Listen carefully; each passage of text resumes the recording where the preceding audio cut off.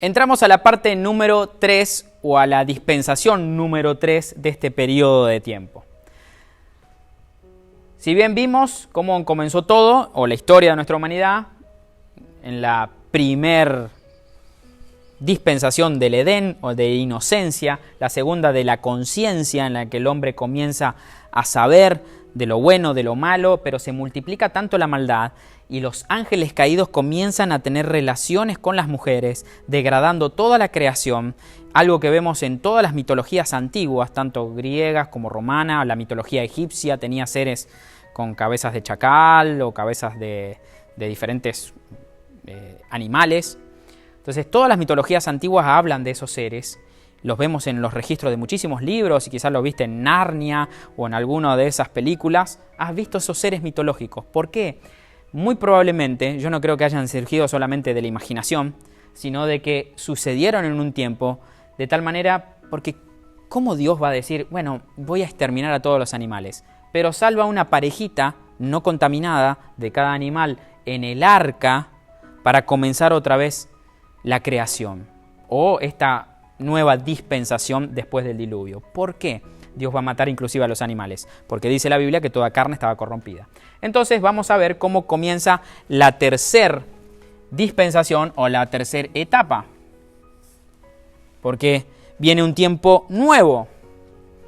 Y este sería la tercera etapa, una etapa muy importante que también es la etapa del gobierno humano o postdiluviana, pero le vamos a poner gobierno humano.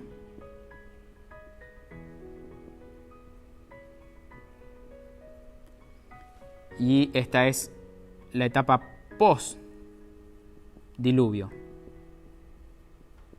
Vamos a explicar inclusive algunas cosas que tienen que ver con lo científico acá. Esta es la tercera etapa.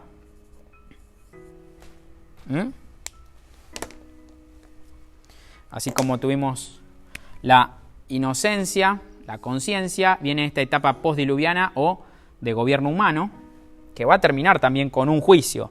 Dios siempre va a terminar con un juicio en cada periodo o cada dispensación, así como lo estamos viendo. Dios va a cortar y Dios va a decir basta. Entonces estamos en la etapa número 3 o en la dispensación número 3. Recuerden que son 7 estos tiempos, pero los tiempos van cambiando. Acá había un solo mandamiento, entra el pecado, entra la muerte. Acá se multiplica de tal manera la maldad que Dios dice basta y Dios lo llama a Noé para que haga un arca y viene el diluvio. Algo muy importante que a veces me suelen preguntar es, ¿cómo puede ser que Noé, Matusalén vivían casi 1000 años, 970 años, 930 años? ¿Cómo puede ser que la gente vivía tanto tiempo antes? Algo que tenemos que ver en el Génesis, en la creación, es que dice que Dios, a veces no leemos bien. Pero si leemos vamos a encontrar muchos, inclusive datos científicos. Dice que Dios crea una expansión, separando las aguas que estaban debajo de esa expansión a las aguas que estaban sobre esa expansión. Les voy a hacer el dibujo acá y ahora lo borro. Miren, Dios dice que hace una expansión. Esto le vamos a llamar expansión. Expansión. Dios dice que hace una expansión y separa agua que estaba abajo con agua que estaba arriba. Y a esa expansión dice que Dios la llamó cielos. Quiere decir que Dios separó agua de agua y a esa expansión Dios le puso nombre cielos. Quiere decir que había sobre la expansión había agua y debajo había agua, lo que son los mares, los ríos, manantiales, lagos, pero había agua sobre la expansión o sobre esa bóveda celeste que figura en Génesis. La palabra bóveda celeste le encanta a los terraplanistas. Que no sé, puede ser, yo no digo, ahí abro otro paréntesis, algunos dicen, la Tierra es plana, no, es una locura, y hay, inclusive ahora estamos llegando a que decir, estamos en tiempos finales de tanto conocimiento y volvemos atrás a creer en una Tierra plana, pero por favor, no sé, creemos y por mucho tiempo de que la Tierra gira alrededor del Sol, pero el libro de Génesis no dice eso. El sol fue creado después. Las dos grandes lumbreras fueron creadas después. Dios primero hace la tierra, ordena todas las cosas y después dice que fueron creadas esas dos lumbreras para que alumbren a la tierra. O sea que primero está la tierra y después las lumbreras para que alumbre o enseñoree de día y enseñorea de noche. Dios las crea después para la tierra, no la tierra para el sol. Entonces es muy importante eso. No estoy a favor de los terraplanistas, ojo, no digan, sí, ves, piensa que... No. Pero la Biblia nos muestra algo que no sé. Tal vez puede ser que sea no soy físico, no conozco de la física, pero leo la Biblia y digo, tal vez, puede ser, tal vez.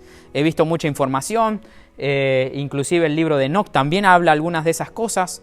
Posiblemente la Tierra sea plana, posiblemente, no sé. Hay un montón de pruebas físicas que dicen que no, que la Tierra es esférica y es redonda y es mentira eso. No sé, hay unos grandes misterios con los polos. ¿Qué pasa? Que no se puede, y hay tratados en todas las Naciones Unidas. Hay un tratado, si ustedes lo pueden buscar, con respecto a la Antártida, que no se puede pisar la Antártida. Más allá de ciertos límites no se puede ir, está prohibido. No sé por qué. ¿Será que se termina ahí? ¿Será que Dios son los límites que ha establecido para nosotros? Hielo alrededor y nosotros estamos en un plano. No lo sé, hay muchas cosas, no soy físico y no me quiero meter en el tema de la Tierra plana. Pero vamos acá, a esto que sí la Biblia lo explica. Había agua, no sé si en el estado líquido, posiblemente puede ser que haya sido en el estado como hoy conocemos la capa de ozono. Y eso es una gruesa capa que hacía que los rayos solares, los rayos que venían del sol, sean muy tenues en la Tierra. De tal manera de que ustedes saben que una de las cosas que produce el envejecimiento son los rayos solares, la oxidación de todas las cosas. Cuando uno corta una banana, una manzana, se comienza a poner negra por un proceso de oxidación. Nuestro cuerpo se va oxidando y se va degradando. No había llovido. Subía un rocío hasta esa expansión que volvía a caer, ¿no? Subía un rocío, es un vapor que regaba todas las cosas, pero no había llovido. ¿A partir de cuándo llueve? De cuando Dios envía toda esa agua o todo ese grueso colchón que estaba sobre la expansión, lo envía a la tierra, inundándolo todo. Y cambia totalmente todo. No solamente cambia la forma de la tierra, sino que también el clima. Borrando esto sigo. Entonces, ¿por qué es importante entender esto? Porque hay gente que dice, pero ¿cómo pueden ser que vivían tantos años? ¿Por qué? Porque antes ese grueso colchón que estaba sobre los cielos protegía la tierra y la tierra era un invernadero. Teníamos un clima Cancún todo el año. Pero después del diluvio cambiaron las cosas. Cada dispensación trae un juicio de Dios y cambia todo el mundo. ¿Por qué? Porque Dios hace algo nuevo. Entonces, vamos acá a la tercera dispensación. ¿Quién baja? Noé. Y bajan sus 3 hijos, Sem, Cam y Jafet. Los 3 hijos de Noé, de los cuales se va a poblar todo el mundo, o se va a repoblar el mundo. Inclusive Sem es importante porque es la línea semítica, o de lo que se habla como... vieron que cuando se habla de los judíos se dicen los antisemitas, aquellos que están en contra o que Hitler era un antisemita. Sem, ¿por qué? Porque es la línea semítica de acá, porque recuerden que acá se terminó el mundo, Dios dijo basta, acá murieron todos esos engendros que habían. Inclusive nosotros tenemos que entender de que los judíos antiguos sabían que no es lo mismo un nefilín o un ángel caído que un demonio. Un demonio es un espíritu inmundo.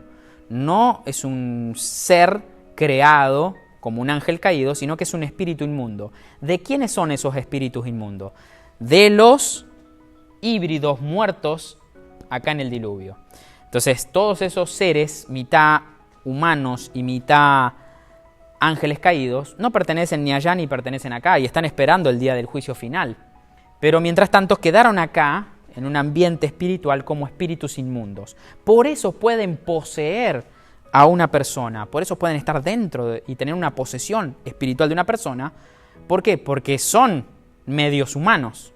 Entonces tienen una mitad humana, por eso pueden poseer. Y recuerdan el endemoniado gadareno, en el que Jesús los expulsa a los cerdos. Entraron también en los cerdos, esos espíritus. Entonces los espíritus inmundos, que son los espíritus de esos seres que murieron acá, no pertenecen ni allá ni acá, y quedaron vagando como espíritus inmundos a la orden de Satanás también y de los ángeles caídos. Pero Dios acá hizo una separación, cortando totalmente, de tal manera de que ahora no tenemos contacto con esos seres espirituales caídos. Pero recuerden que Jesús dijo que iba a ser como los días de Noé. O sea que esto, y de lo que nos hablan tanto las películas, es el deseo del ser humano hoy, o de aquellos que saben o que siguen esa línea satánica, de volver a tener contacto. Eso es lo que nos venden hoy de todo lo que tenga que ver con lo extraterrestre. Es eso, es volver a tener contacto con los seres caídos, con los nefilim, con seres. Miren, hace poco, producto de, me puse a investigar, hay algo que se llama exofilia, porque ahora, cuando hablamos acá de la degradación tanto como que lo próximo que se viene en toda esta movida del LGTB es también la pedofilia o la zoofilia, que inclusive ya la zoofilia está practicada en algunos países, ya se puede hacer, como en Holanda, inclusive tenés como si fueran cabaret, donde vos podés ir y elegir el animalito con el que querés tener relaciones. Entonces ya estamos en un periodo bastante depravado, pero han subido muchísimo las búsquedas y el deseo de la exofilia. ¿Qué es la exofilia? El deseo de las personas de tener relaciones con seres que no son humanos, que puede ser, no sé, un androide o un ser extraterrestre, algo que no es humano. Eso es exofilia, tener relaciones sexuales pero con algo que no es humano. Es impresionante cómo el deseo es tanta la perversidad del hombre que ya ha probado tantas cosas que ahora quiere proveer a algo que no pertenezca a este mundo. Entonces esto que pasó acá está a punto de volver a suceder. Por eso es tanto el crecimiento de todo lo que tenga que ver con lo extraterrestre. A veces cuando me preguntan, pastor, ¿usted cree en los extraterrestres? Claro que sí, porque la Biblia me dice que hay un montón de extraterrestres. La palabra extraterrestre significa que no pertenece a esta tierra. Entonces yo creo en extraterrestres. Yo creo en un montón de seres que no pertenecen a esta tierra, pero no que son seres que vienen de otra galaxia lejana en una nave espacial. No, son los ángeles caídos, los nefilim, los ángeles que se rebelaron en contra de Dios. Esos ángeles caídos no andan en naves espaciales y vienen... No, son los mismos que desearon destruir todo acá y que van a volver al fin de los tiempos, así como lo mencionan en tantas películas, inclusive de ciencia ficción, que vuelven, vamos a volver y vamos a ir de nuevo a la Tierra. Todo en los Transformers, el deseo de siempre volver a la Tierra de esos seres. Y el ser humano que está tan metido en el pecado que quiere inclusive practicar relaciones con esos seres caídos. Entonces, lo mismo que dice Avatar o lo mismo que dice en cualquiera de esas películas de ciencia ficción. La exofilia. Entonces, tenemos el gobierno humano. ¿Por qué? Porque después de que bajan y descienden del arca, Noé, Sem, Cam y Jafet y sus mujeres, comienza una nueva etapa. Dios reinicia todas las cosas. Pero cambió todo el esquema del mundo. De tal manera de que antes la gente vivía mucho tiempo, en la época prediluviana, vivía mucho porque vivíamos en un clima perfecto, pero ahora después del diluvio todas las cosas cambiaron. Inclusive cambiaron las cosas geográficamente, porque desde acá todas las capas tectónicas se movieron de tal manera de que comenzó a dividirse los continentes. Se conoce como Pangea. Si ustedes miran en un mapa van a ver cómo América del Sur entra perfectamente debajo de África y de cómo, según algunos estudios, antes había un super megacontinente o una Pangea, pero que después se dividió. ¿Cuándo se dividió? Acá. Y lo dice también la Biblia, porque en esas genealogías así que son medias aburridas, dice que uno de los descendientes le pusieron Peleg. Y explica por qué. Le pusieron Peleg porque en esos días la tierra se dividió. Comenzó, no creo que haya sido así como en la película de la Era de Hielo, ¿no? Que la ardillita se mueve y así y se dividieron los continentes. No creo que haya sido así, pero fue en ese proceso, después del diluvio, en que la tierra comenzó o comenzó a moverse o a dividirse. ¿Por qué? Porque recuerden que ahora hay mucha más agua. Después del diluvio hay mucha más agua que la que había. Y no solamente eso, sino que en el diluvio dice que se abrieron las fuentes de arriba, pero también las fuentes de abajo. Quiere decir que hubo todo un movimiento de capas tectónicas, todo un movimiento de tal manera de que se crearon los diferentes continentes, y algo que vamos a ver muy interesante también de cómo termina este periodo. Sem, Cam y Jafet. ¿Por qué? Ahora algo muy interesante. Dice que Noé planta una viña y se emborracha, se embriaga. ¿Por qué se embriaga? Porque ahora, recuerden que cambió el clima. Dios, cuando descienden del arca, Dios les dice, mira, ahora pueden comer todos los animales que ustedes quieran. En la etapa o en la dispensación de la inocencia en el huerto del Edén, todos comían hierbas, eran todos veganos, todos eran vegetarianos, comían solamente vegetales. Lo dice la Biblia, lo dice la Escritura que todos comían, inclusive el león comía pasto. Pero después del pecado se distorsionó todo y acá Dios les dice que pueden comer cualquier cosa. Dios le cambia la dieta a Noé y al ser humano. ¿Por qué? Porque ahora iba a haber estaciones. Ahora cambió, ya no iba a ser el clima perfecto de Cancún todos los días del año. No, ahora iba a haber primavera, iba a haber inviernos muy crudos. Se iban a separar los continentes, así que iba a haber gente que iba a vivir mucho más en el norte y necesitaba consumir mayores calorías. Entonces Dios les dice que pueden comer todos los animales, pero que no coman su sangre.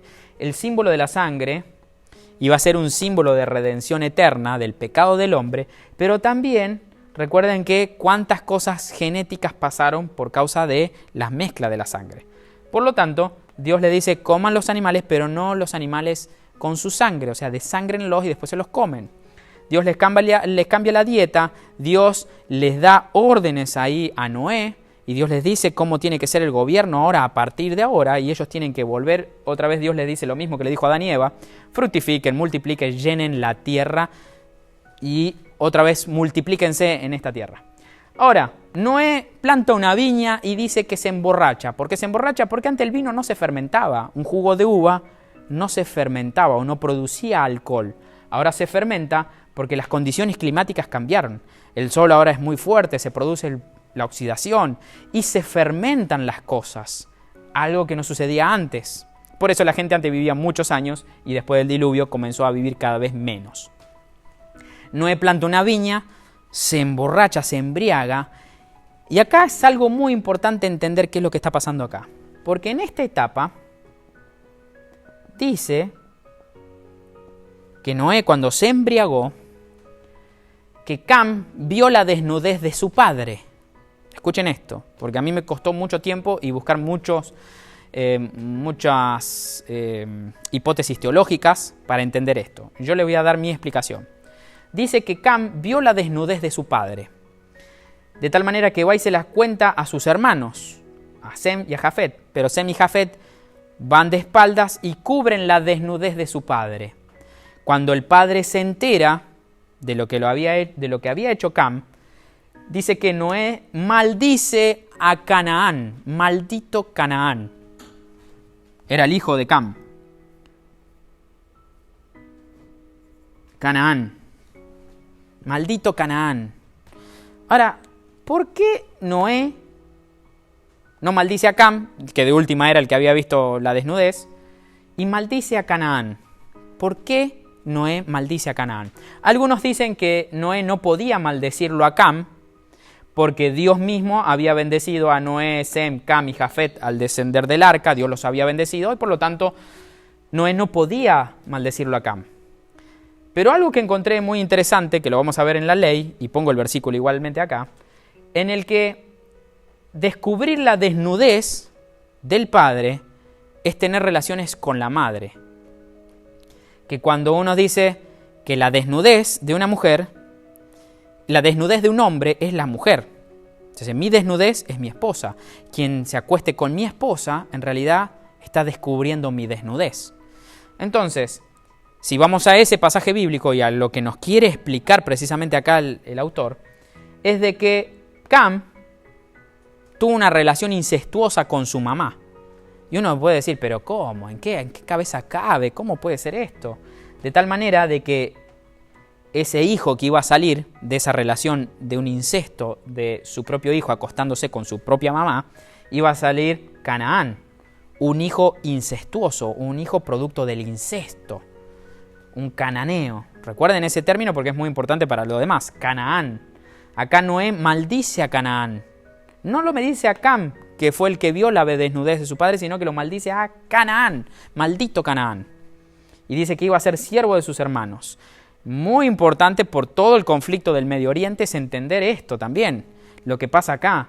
Y Sem, que es la línea de donde va a venir Israel, y Canaán, lo que van a ser después los cananeos.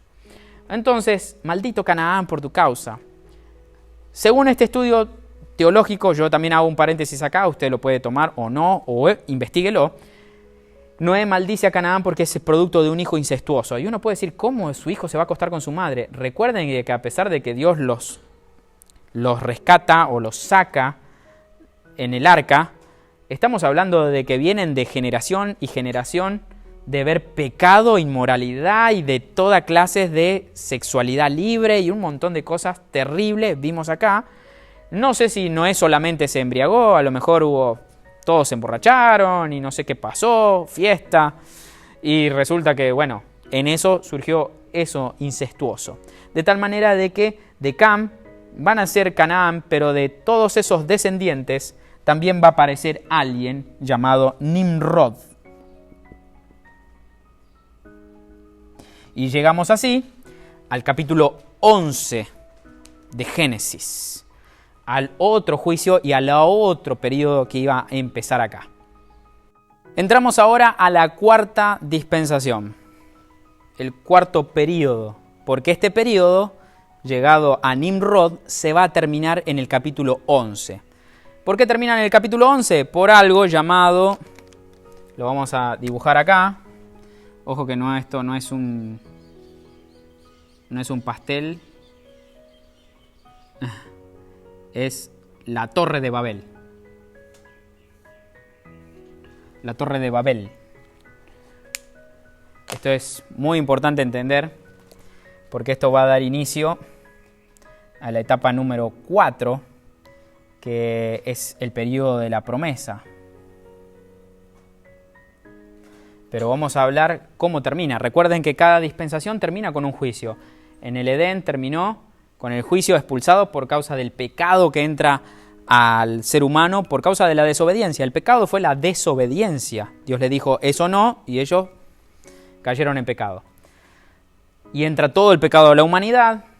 Dios establece un juicio, expulsa a Adán y Eva. La etapa de la conciencia o de antes del diluvio.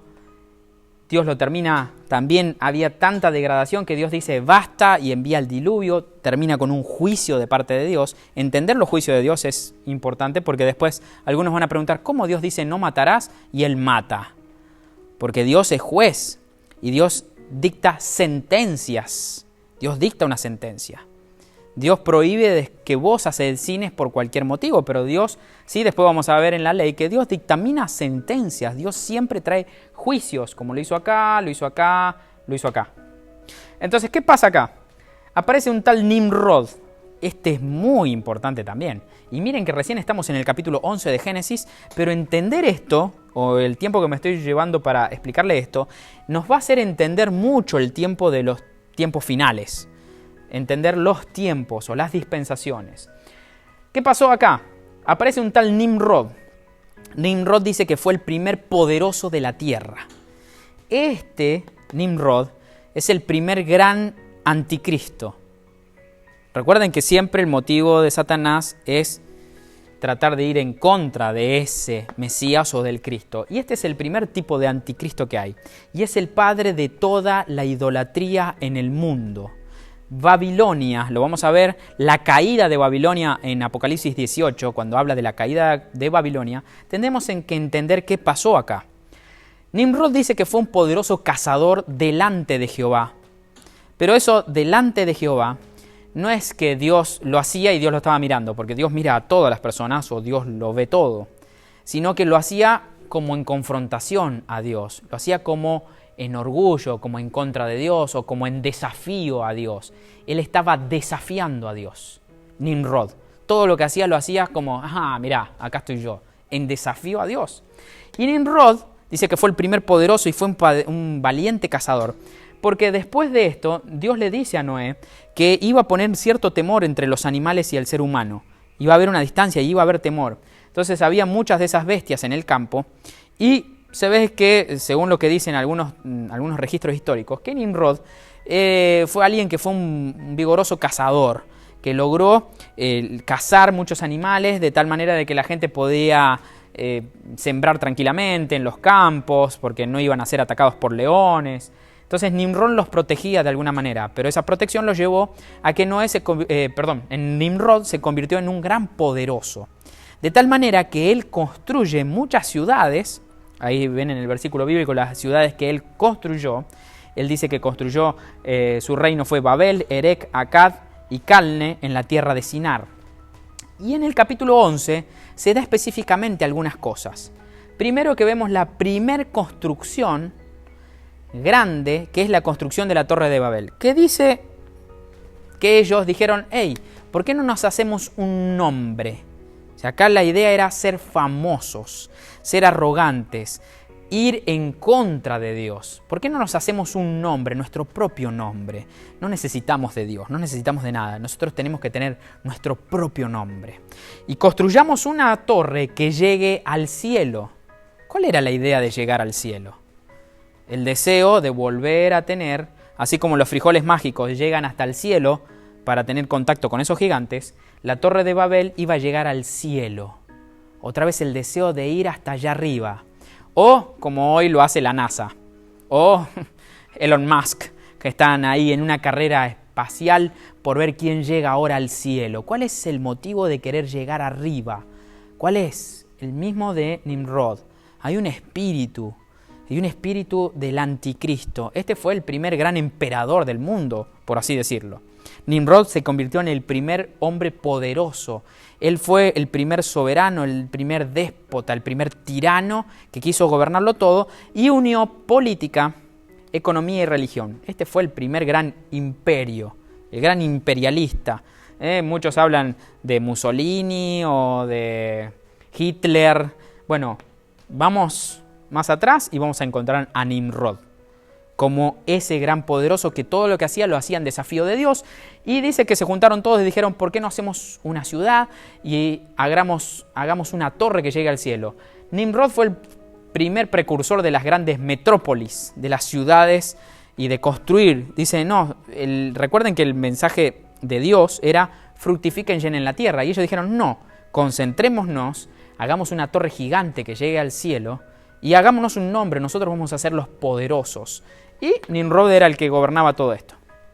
Ahora, Nimrod construye la Torre de Babel, o comienza la construcción, y dice que Dios dice, estos están todos unidos en un mismo pensamiento, son uno y nada los va a hacer declinar de lo que han decidido hacer.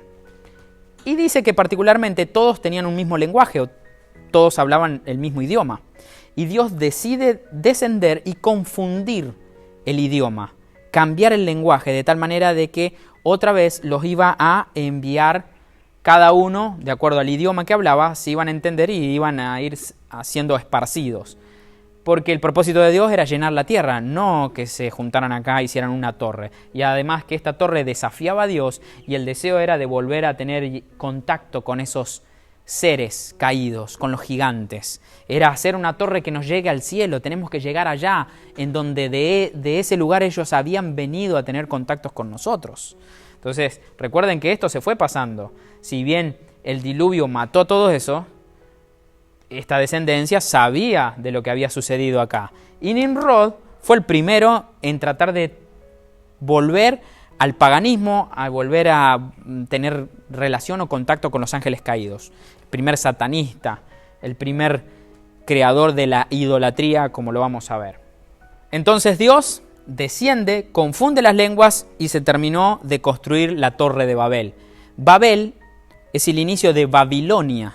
Entender lo que es Babilonia, yo creo que podemos estudiar la Biblia, siempre tenemos que verla en dos planos, el plano espiritual y el plano natural o físico. Cuando hablamos de Babilonia, podemos hablar, que después lo vamos a ver en el Imperio Babilónico, o lo que hoy es Babilonia, podemos ir pasándolo de manera geográfica y física, podemos evaluarlo. Babilonia tiene que ver con una región del Medio Oriente, que si vamos anteriormente podemos encontrar lo que estaba en esa parte de la tierra de Sinar, lo que después sería Persia, lo que sería Babilonia, lo que hoy es Irán.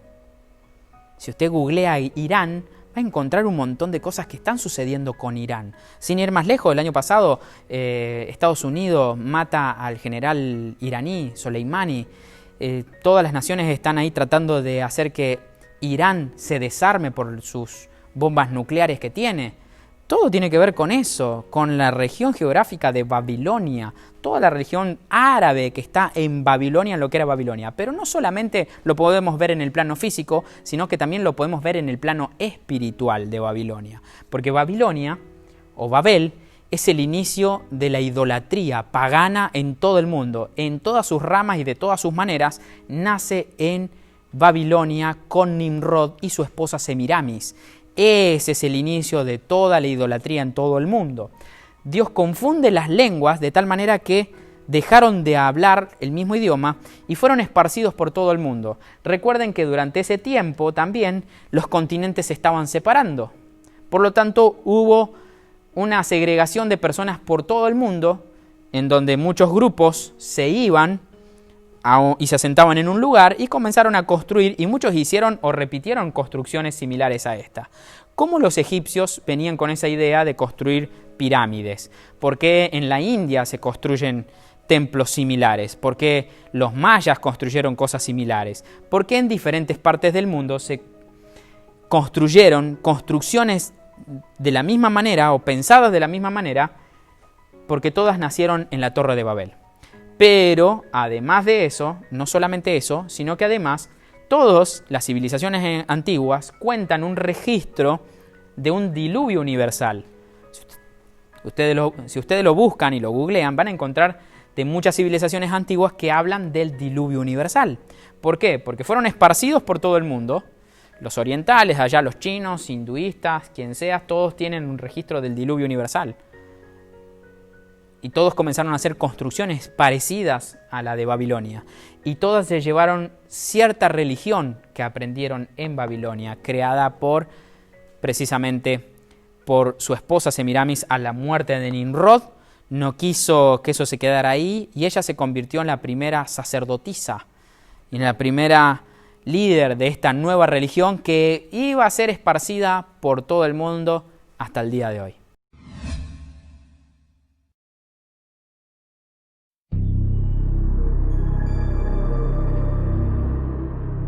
Alrededor del año 2800 a.C., vivía un cazador llamado Nimrod en Babilonia, la cual estaba ubicada entre el río Tigris y el Éufrates.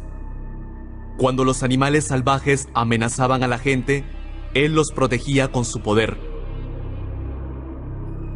Como la gente lo respetaba y apoyaba, Nimrod se hizo arrogante e incitó a la gente a construir la Torre de Babel.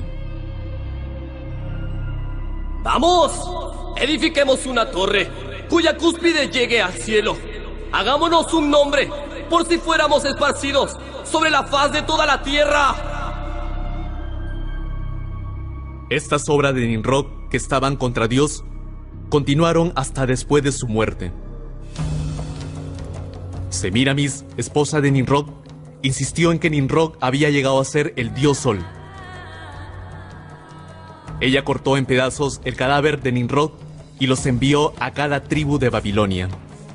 La gente consideraba sagrado el lugar donde una parte de Nimrod hubiera sido enterrada.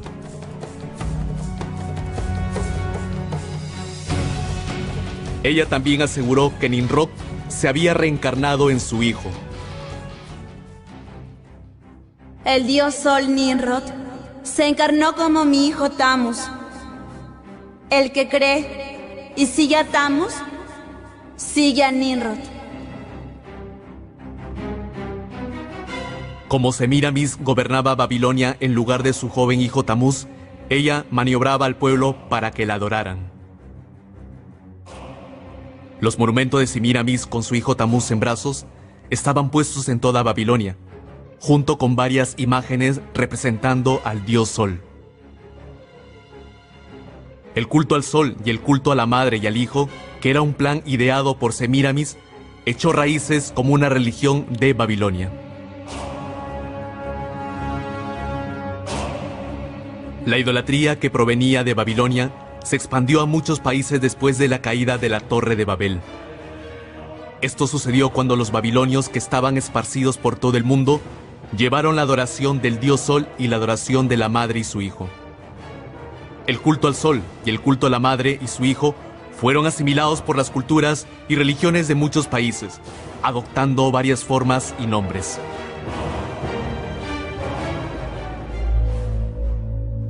Nimrod, el dios Sol, fue conocido como Mitra en Persia, Sol en Roma, Ra u Horus en Egipto y Apolo en Grecia.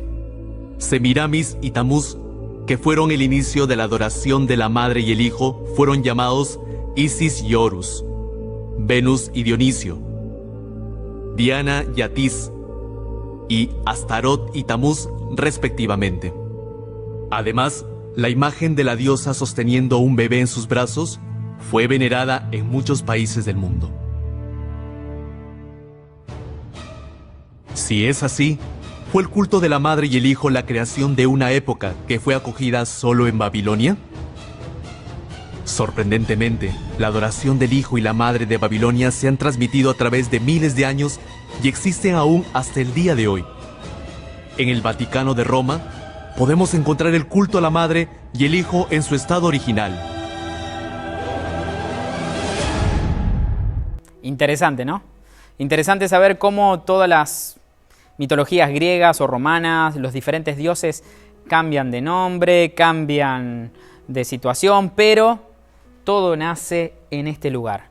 Entender eso es muy importante para entender cómo después se volvió a filtrar dentro de la iglesia toda la adoración al Sol, la adoración a la Madre y al Hijo. Toda esa adoración se volvió a meter porque es una adoración pagana que nació con Nimrod en la Torre de Babel. Desde la Torre de Babel las lenguas fueron confundidas, nacieron los idiomas y las personas se fueron juntando en diferentes tribus, pero se llevaron lo que habían aprendido acá. La religión pagana que habían aprendido acá, lo mismo se lo llevaron los egipcios, así como se lo llevaron para diferentes partes, inclusive acá en América se adoraba al sol y a la luna, y se realizaban construcciones similares a estas, y en ese mismo tiempo también la tierra fue dividida, por lo tanto esa religión pagana, esa Babilonia, la madre de las rameras, tanto en el sentido espiritual como en el sentido geográfico, después lo vamos a ver también, se esparció por todo el mundo. Ahora bien, entramos a la etapa número 4. Espero que todavía sigues ahí y no digas, wow, mi cerebro lo va a explotar. Entramos a la etapa número 4, en la que la vamos a llamar la promesa o la dispensación patriarcal. Y le vamos a poner acá promesa, si quieren. Se le llama así también el periodo de la promesa. ¿Por qué de la promesa? Porque Dios va a prometer muchas cosas acá. Este es el periodo de la promesa. Esperen que lo voy a acomodar.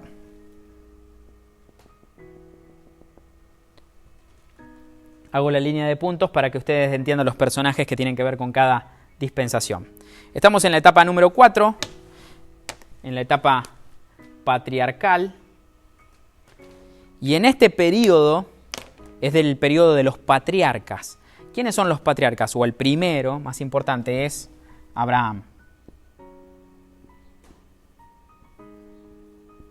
Lo escribo sin H, porque Dios después le va a cambiar el nombre y le va a poner Abraham. Pero después de la Torre de Babel, Dios dice, voy a llamar a un hombre. Y Dios llama a Abraham y lo saca de la tierra de Ur de los Caldeos.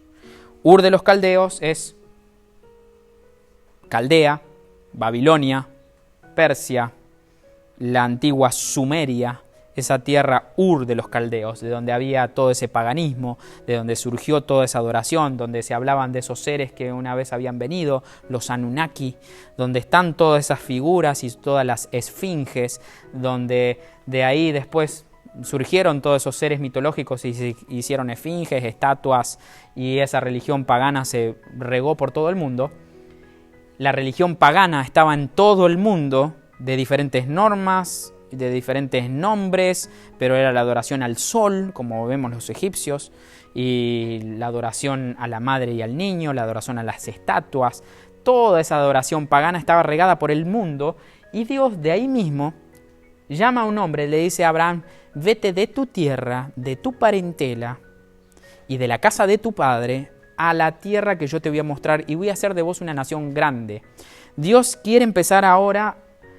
Recuerden que esto se había diseminado por el mundo, y Dios necesita volver a empezar a trabajar con un hombre para el propósito eterno que tenía: Jesucristo, su Hijo, que iba a venir a morir por el pecado de la humanidad. Otra vez, Dios tiene que terminar con un juicio en la Torre de Babel por causa de este espíritu anticrístico y bien demoníaco y diabólico de Nimrod, el primer anticristo, el gran poderoso, el primer déspota, tirano, el primer imperialista, por así decirlo, era Nimrod. El primer anticristo, un tipo de anticristo, porque esta misma dualidad la vamos a ver en Apocalipsis, en las bestias, el falso profeta y el anticristo. Es lo mismo. Por eso dice Salomón: no hay nada nuevo debajo del sol. Lo que va a ser, ya fue. Por eso cuando Jesús dice: ¿cómo va a ser en los tiempos del fin? ¿Va a ser como en los tiempos de Noé? ¿O va a ser como en los tiempos de Sodoma y Gomorra? Que es algo que vamos a ver ahora también acá. Muy importante para entender cuáles son los tiempos en los que estamos. Cuando le preguntan a Jesús cómo van a ser los tiempos del fin, Jesús dice: va a ser como en aquellos tiempos. Recuerden que cada uno de esos tiempos terminó en un juicio. Bueno, estamos llegando a tiempos donde Dios también va a descender con juicio. Estamos en un tiempo de gracia, Dios es amor, pero Dios también es justo y va a traer sus juicios a la tierra. Entonces, estamos en un periodo de la promesa, porque Dios va a prometer algo muy importante a Abraham. Dios le dice: esta tierra que estás pisando te la voy a dar a vos y a tu descendencia. En vos van a ser benditas todas las familias de la tierra. Dios le promete lo tan conocido como la tierra prometida. Por eso se le llama la dispensación de la promesa, y es la dispensación patriarcal, porque tenemos a los tres grandes patriarcas: Abraham, Isaac. Esperen que lo voy a escribir un poquito más abajo porque quiero primero Isaac y Jacob.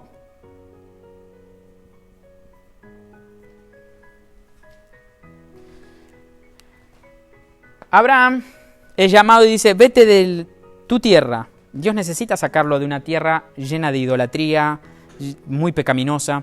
Dios le dice: vete de tu tierra, de tu parentela, deja a tus parientes que vienen con tradiciones religiosas, paganas y cosas que no son correctas. Andate de la casa de tu padre, de las costumbres de tu padre, de todas esas cosas, a una tierra que yo te voy a mostrar y te voy a engrandecer y voy a establecer mi pacto con vos. Recuerden que Dios le promete descendencia y Dios lo manda a que se circuncide y a hacer un pacto, y de tal manera de que con Abraham y con su descendencia iba a hacer ese pacto eterno con Israel.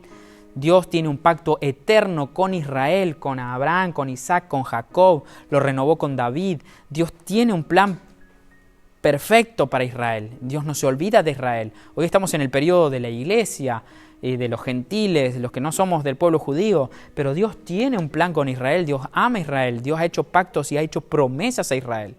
Y Dios le dice a Abraham que iba a ser de él una nación grande, que reyes iban a salir de él y que iban a ser como las estrellas del cielo y como la arena del mar. Dios le promete cosas a Abraham. Pero el problema era que a Abraham no le nacía hijos. Abraham tenía casi 100 años, su esposa de 90 y estéril, no podía tener hijos.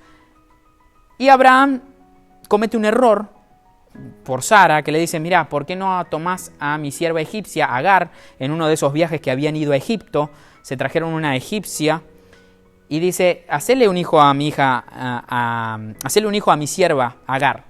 Y de Agar nace un hijo de Abraham que se llama Ismael. Esto es trascendental para entender todo lo que está pasando en el Medio Oriente hoy. Ismael es el primer hijo de Abraham, pero con la sierva. Y Dios le prometió que iba a tener un hijo con Sara. Era el hijo de la promesa, Isaac era el hijo de la promesa, no Ismael. Ismael fue un error, de esos errores que a veces tratamos de hacer nosotros para querer ayudar a Dios a que Él haga algo.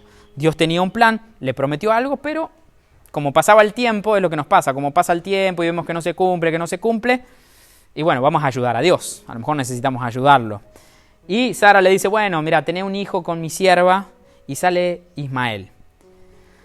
Durante ese mismo tiempo, Abraham se había venido con su sobrino era Lot. Lot. Se lo escribo por acá si quieren. Lo voy a escribir acá. Lot. Aunque seguramente conocen la historia.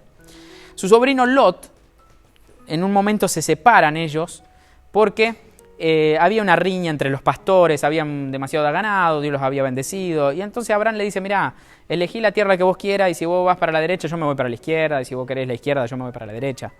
Y Lot elige las mejores tierras. Pero Dios lo bendice a Abraham y le dice, mira, no importa que te quedes en esta tierra, yo te voy a bendecir, te voy a multiplicar grandemente. Lot se va de tal manera que se va acercando a dos ciudades sumamente pecaminosas que son Sodoma y Gomorra. Hago esto de explicárselos acá porque Jesús dice que los tiempos del fin iban a ser como los días de Noé y que también iban a ser como los de Lot. Entonces tenemos que ir a nuestra Biblia y ver qué pasó en los días de Lot para entender qué es lo que está pasando hoy. Cuando Jesús dice que va a ser como los días de Lot, hay que ir a ver qué pasó con Sodoma y Gomorra. ¿Qué dice? ¿Qué pasó? Que Dios habla con Abraham y le dice, voy a destruir Sodoma y Gomorra. Y como vos sos mi amigo, no quiero dejarte sin comunicarte lo que va a suceder. Voy a destruir por su pecado, porque su pecado ya ha llegado al máximo y los voy a destruir. Y Abraham comienza a ser el primer intercesor ahí delante de Dios, a interceder y dice, pero mirá, si hubiera 50 justos, y si hubiera 45 justos, y 30 justos, y 20, y 10. Y empieza a hacer como un regateo ahí con Dios, a ver si, y bajándole, mirá, y destruiría la ciudad si hay 20 justos. Y Dios dice, no, por amor a esos 20 justos no la voy a destruir. Porque recuerden esto, es que Dios es amor. Y Dios dice, no, por amor a esos no voy a destruir la ciudad. Pero resulta que no había ni esa cantidad que Abraham estaba diciendo. De tal manera de que dos ángeles, dos varones, van a la ciudad de Sodoma y Gomorra a avisarle a Lot y a su familia que al día siguiente, a la noche, tuvieran que juntar todas sus cosas y salir de la ciudad porque Dios iba a enviar fuego y azufre y iba a destruir esa ciudad. Pero pasa algo muy interesante esa noche.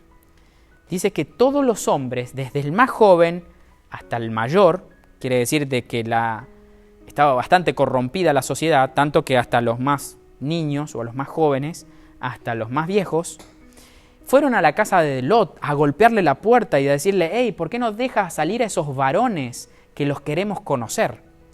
La palabra conocer en la Biblia siempre aparece como intimidad sexual. No es que los queremos conocer y decir, hola, ¿qué tal? Mucho gusto, ¿cómo le va? ¿Tomamos una coca? No, el conocer era de tener intimidad sexual. De tal manera que Lot mismo dice, miren, tengo dos hijas acá, no han conocido varón, son vírgenes. Yo las saco afuera, hagan con ellas lo que quieran, pero estos son enviados de Dios, no hagan este pecado. Pero dice que ellos, los varones, los hombres, ni siquiera las mujeres, no sé, calculo que estos ángeles que vinieron eran hermosos, estos enviados de Dios. Y todos, desde el más joven hasta el más viejo, se juntaron en la casa de Lot a golpearle para que saque a esos varones porque los querían violar o los querían tener relaciones con ellos. Fíjense de qué pecado estamos hablando en Sodoma y Gomorra, de tal manera de que Dios dijo basta, porque era algo que ya había sucedido, ese degeneramiento. ¿Le suena conocido o muy particular a los días que estamos viviendo, no? Entonces Dios envía a estos varones y dice que estos ángeles les da ceguera a todos esos que estaban ahí afuera queriendo romper la puerta de Lot de tal manera que no encontraron la puerta. Al día siguiente, bueno, de ahí sale Lot, su esposa, sus hijas. Los yernos no le dieron, o los novios, los yernos no le dieron importancia a Lot. Y dice que se fueron. La mujer se dio vuelta para mirar, no sé si de chismosa, para ver qué pasaba con Sodoma y Gomorra, o porque a lo mejor tenían algún amante. La cuestión es que cuando se da vuelta se convierte en estatua de sal. Y precisamente queda Lot solo, siguiendo adelante, sin darse vuelta para atrás, sin mirar, porque esa fuera la orden, con sus 2 hijas. Producto de eso también hay un incesto, registrado también ahí, que las hijas embriagan al padre y tienen relaciones con el padre en una cueva. ¿Para qué? Para no quedar sin hijos. Dice, y ahora no hay más varones, ¿qué vamos a hacer? ¿Por qué no los embriagamos? Y una noche está una, está otra, y ellas se acuestan con su propio padre para tener hijos que se convierten después en 2 pueblos muy enemigos del pueblo de Israel, que son los edomitas y los moabitas. Entonces, vemos el pecado otra vez. ¿Por qué las hijas llegan a hacer un pecado como este, a pesar de que no conocían varón y que eran vírgenes? ¿Por qué? Porque vivían en una sociedad sumamente pecaminosa y tomaron decisiones de acuerdo a esa mentalidad. Entonces, cuando Jesús dice que iba a ser como en los días de Lot o como en los días de Noé, está hablando de esos términos, de estas situaciones que sucedían acá. La palabra sodomita inclusive se va a utilizar mucho más adelante para describir a los homosexuales, el término sodomita. O seguramente lo han escuchado también con la sodomía o sadomasoquista, bueno, todo eso tiene que ver con estos días. Ahora, Abraham comete el error de tener un hijo con su sierva y nace Ismael, el que va a ser padre de todas las naciones árabes. En un momento llega Agar a tener como pleitos con Sara y deciden echarlo, de tal manera de que Agar se va con su hijo y está ahí casi por morirse, pero Dios la visita y le dice, mirá, voy a hacer de Ismael también unas naciones grandes porque es hijo de Abraham y lo voy a guardar y lo voy a engrandecer. Pero el hijo de la promesa era Isaac. Isaac era el hijo de la promesa. Entonces Dios le da el hijo que tanto le había prometido, Isaac. Y estos son los 3 grandes patriarcas, Abraham, Isaac y Jacob.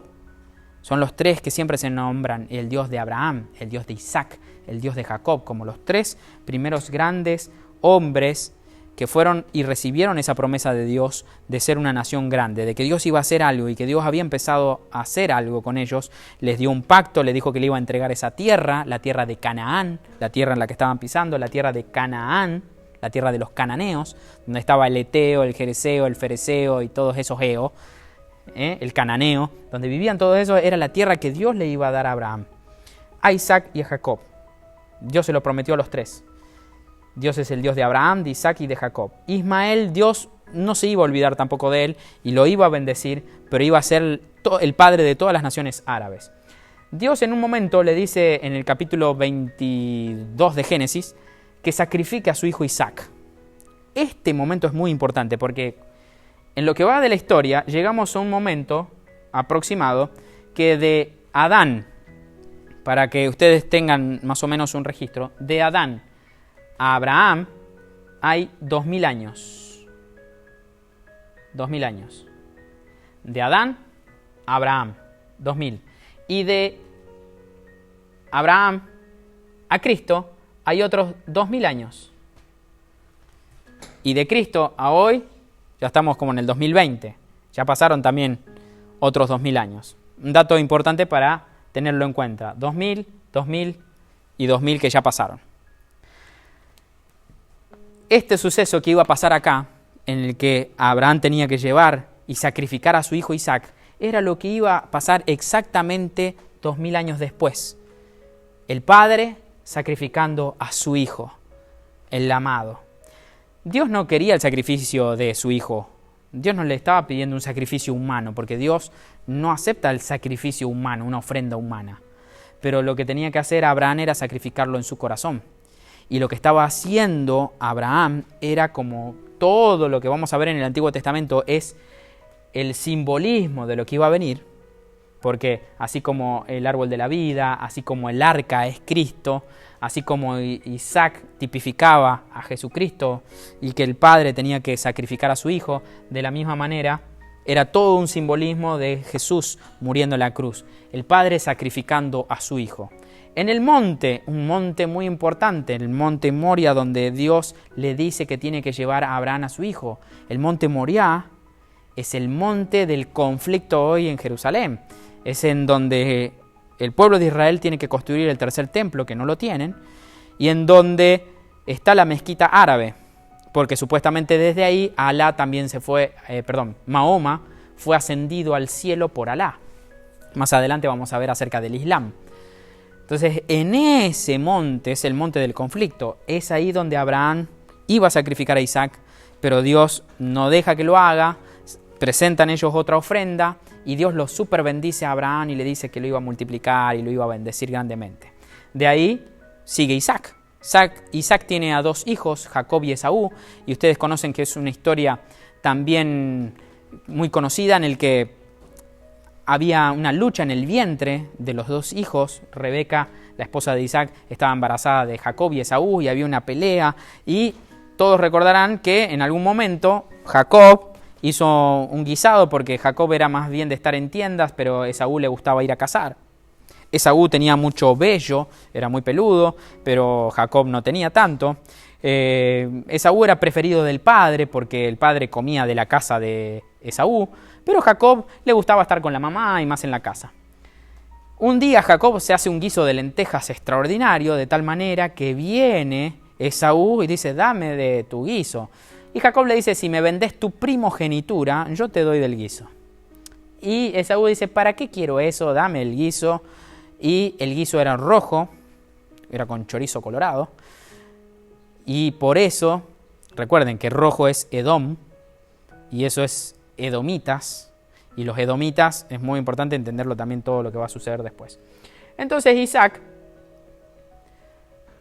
estoy tratando de ir coordinando todas las cosas para que ustedes después la puedan armar. Yo sé que es mucha información y a lo mejor dicen, ay, pero tranquilo, porque para llegar acá tengo que ir haciendo un repaso de todo esto para que podamos entenderlo, y este panorama nos enseña muchísimo a entender de cómo termina cada dispensación y que todas las dispensaciones fueron un trato de Dios diferentes con el ser humano, diferente con la humanidad, y acá Dios empieza a hacer algo diferente, porque acá ya la humanidad estaba multiplicada, el paganismo después de Babel se había esparcido por el mundo y Dios dice, no, voy a llamar a un hombre por el cual voy a crear una nación y les voy a dar mi ley, porque después Dios le termina dando la ley, y los voy a hacer mi pueblo, que aprendan las cosas como yo quiero y no distorsionada como están en el resto del mundo, porque ahora el paganismo y el libertinaje sexual y la destrucción de todas las cosas está por el mundo, pero yo necesito a alguien que haga las cosas como yo quiero hacerlas y que sea el camino para que llegue mi hijo Jesucristo.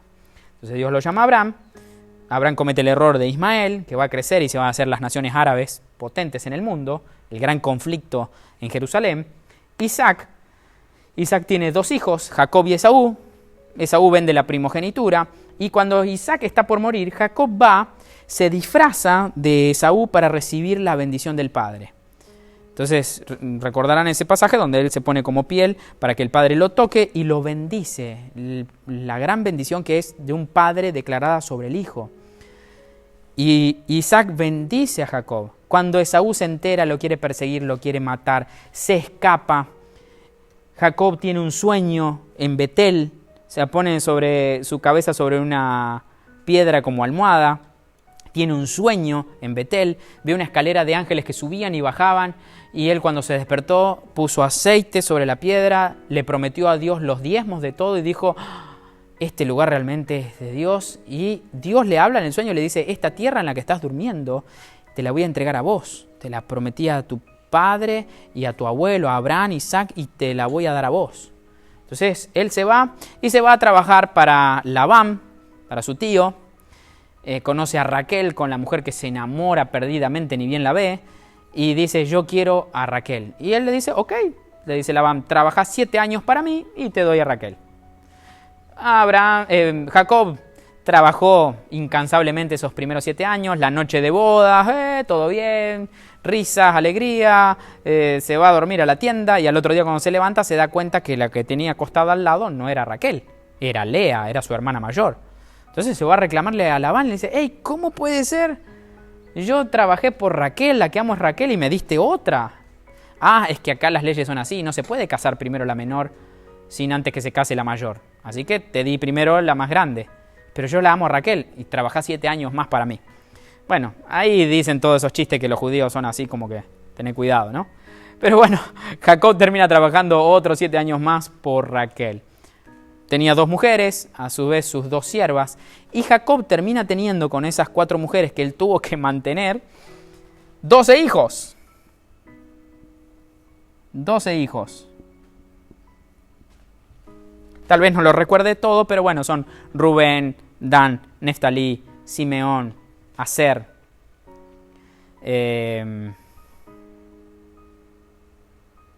bueno, José y Benjamín, que son los que tuvo con Raquel, y todos los demás. Son varios. Judá, sus 12 hijos, que representan las 12 tribus de Israel. Los 12 hijos de Jacob. Recuerden que esta es la etapa patriarcal o de la promesa a Abraham, Isaac, Jacob. Y que uno de estos hijos es el gran y conocido José. José. Muy importante José. Porque José es vendido por sus hermanos porque estaban celosos, porque su padre le había hecho una túnica de colores. Y José tenía sueños de grandeza. José soñó de que el sol, la luna y 11 estrellas se postraban ante él. José soñó de que los manojos de trigo de los hermanos se inclinaban ante él. Y los hermanos empezaron a tenerle envidia, empezaron a tenerle celos. El mismo sentimiento que tuvo Caín por Abel. Y dice que los hermanos lo meten a una cisterna que no tenía agua, un pozo. Después otro dijo, no, ¿por qué no lo sacamos y lo vendemos? Y pasaba justo una caravana, lo venden a esa caravana de árabes que iban para Egipto. Y esos van y lo venden en Egipto como esclavo. Pero Dios estaba con José. Y Dios hacía que todas las cosas que José hacía prosperaran. Todo lo que José hacía prosperaba, prosperaba, prosperaba, prosperaba. Le iba bien en todas las cosas. Ahí en la casa de Potifar, el amo egipcio que lo tenía a José. Estando en la casa de Potifar, a José le empieza a ir tan bien que Potifar lo pone como encargado general de todas sus posesiones. Potifar lo pone como el CEO, el gerente general de todas sus cosas, de todas sus posesiones. Y hasta que una noche la mujer de Potifar dijo, hey, está lindo el judío, quiero conocerlo. Y José se niega a hacer un pecado así contra Dios y contra su amo Potifar. Se niega, por lo tanto la mujer lo acusa, se queda con una ropa de José cuando él intenta escapar y ella llama a los guardias, guardias, típico, eso es como para hacer una novela, ¿no? Guardias, miren, José me quiso violar y producto de eso termina en la cárcel. En la cárcel él interpreta los sueños de 2, el panadero y el copero, que eran del faraón. Uno fue muerto a los 3 días y el copero fue repuesto a su trabajo. Y José le dice, acordate de mí. Pasa el tiempo, no se acuerdan de él, hasta que Faraón tiene ese sueño de las 7 vacas gordas y las 7 vacas flacas, o las 7 espigas de trigo gorda y las 7 espigas secas, de tal manera que las vacas flacas se comían a las gordas y las espigas secas a las espigas gordas, y nadie le podía interpretar el sueño. Y el copero ahí se acordó de que había un hebreo en la cárcel de que tenía ese don de interpretación de sueños. José es llevado delante de Faraón y José se convierte en la persona más poderosa del mundo después de Faraón. Él se convierte en el gobernador de Egipto. José ahí se casa con la hija de un sacerdote de un dios egipcio, pagano. Luego aparecen sus hermanos en el periodo de las vacas flacas, aparecen sus hermanos a querer comprar trigo, a comprar grano, porque había hambre y sequía en toda la tierra. El único que tenía grano era José. José se enriqueció muchísimo, enriqueció a Egipto. José hizo la riqueza de Egipto, producto de la revelación y el conocimiento que Dios le dio a José. Porque si ustedes leen, dice que José se hizo más rico en el tiempo de la sequía, en el tiempo de la vaca flaca, que en el tiempo de la vaca gorda. En el tiempo de las vacas gordas administró, guardó, agrandó los graneros para poder guardar, y en el tiempo del hambre, todos los pueblos del mundo iban a comprar a José. José era el único que tenía, y cuando la gente no tenía más dinero, le vendían su ganado, y cuando la gente no tenía más ganado, le vendían sus tierras. Pero José hizo prosperar Egipto, lo hizo engrandecer. Egipto se convierte en una potencia gracias a José. Aparecen sus hermanos a querer comprar grano, José los conoce, de tal manera de que, bueno, hay un ida y vueltas, no le quiero contar toda la historia, pero todos los hijos de Jacob los 11 hermanos con sus esposas y sus hijos, 70 en total, se van a vivir a la tierra de Gosén, la mejor tierra de Egipto. Allí lo lleva José, a ellos, su ganado, sus cosas, sus hijos, sus nietos. José tiene 2 hijos en Egipto, Efraín y Manasés, que son parte también de la tribu de los hijos de Israel cuando entran a la tierra prometida. Y José muere, y muere toda esa generación, y dice que se levanta un faraón que no conocía a José ni lo que José había hecho. Y se da cuenta de que el pueblo hebreo era muy importante, era muy numeroso, muy poderoso, eran muy sabios, muy bendecidos, como que tenían algo especial y que todo lo que hacían prosperaban y Dios los bendecían. Y dice el faraón, hey, tenemos que hacer algo con los hebreos, no vaya a ser que cuando venga algún ejército enemigo, ellos se unan a ese ejército y nos venzan.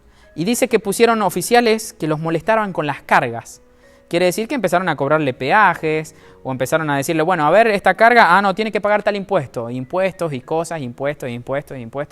Y de tal manera que cuando ellos ya no tuvieron con qué pagar, tuvieron que volverse esclavos. Y por 430 años los hebreos fueron esclavos en Egipto.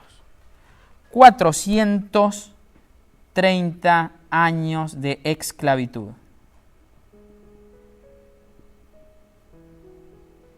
...430 años de esclavitud en Egipto. Terrible, terrible, terrible, terrible. Hasta que Dios escucha el clamor y levanta a Moisés, el líder que los iba a liberar y con el cual Dios iba a empezar la nueva dispensación o la nueva etapa.